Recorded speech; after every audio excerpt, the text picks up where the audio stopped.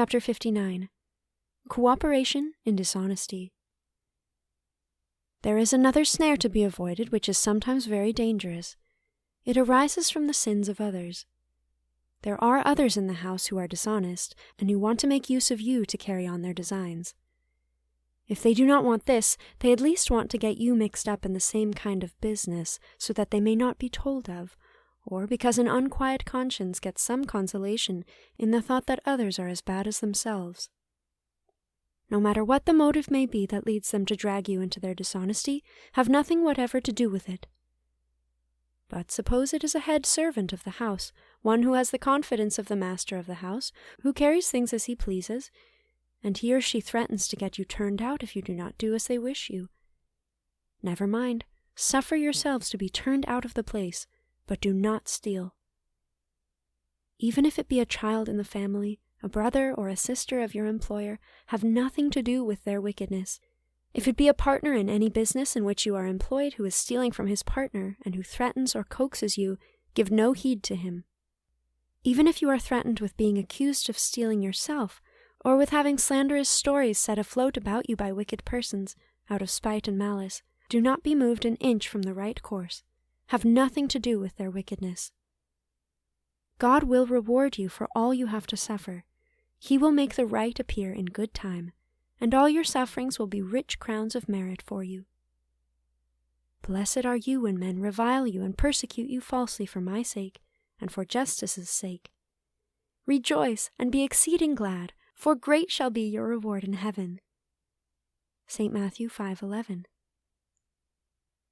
The question may be asked, if I know of another's stealing, and I have nothing to do with it myself, am I obliged to make it known? It is a thing I should not like to do, for nothing seems meaner than to be telling of others. We cannot always do just what we like. We must do what the law of God requires.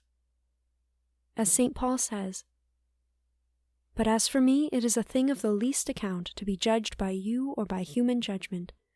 But he that judgeth me is the Lord." 1 Corinthians 4:3. In truth, there is nothing mean, nothing dishonorable, in informing when wickedness is going on, and your information will stop it. It requires courage, it is true, but that makes it the more noble and more full of merit. In most cases, you are bound, through many motives, to give information. It is your duty to your employers, a duty of charity, and often of justice. If you are in charge of certain things and responsible for their safekeeping, and allow them to be taken, you would be bound in justice to take means to prevent their being stolen. And if you did not, you would be under obligation to make good the loss. If you are not in such a position, it is a duty of charity, at least, to inform and prevent the evil from going on. You are, for the time being, a member of the family, and can you believe that you can fold your arms and let robbery go on without trying to prevent it? The very idea is monstrous. It is contrary to the first principles of conscience. Then it is a duty you owe yourself. If you do not inform, you run a great risk of losing your own character. When it is discovered, as it will very likely be, and it is known that you were aware of it and did not tell, you will be almost sure to be considered as an accomplice in the crime. Your character is valuable to you, and it is your duty to preserve it, and you have no right to expose it to so great a risk of being lost. It may be there are other domestics in the house. Charity to them requires that it be known who is the real offender, lest they be unjustly suspected or accused.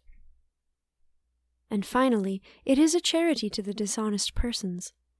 It is far better for them to be found out and punished than to be allowed to go on hardening themselves and increasing in guilt all the while. The rule is, then, in spite of all your dislike, to do your duty and reveal their sin. Are there no exceptions to this rule? Undoubtedly there are. Let us see what they are. If they should be violent persons, of a slanderous tongue, and willing to do you mischief in revenge for telling of them, would that excuse you? I think not. As I said before, your reputation is in the hands of God, who will see to it that all turns out well for you. They will not hurt you.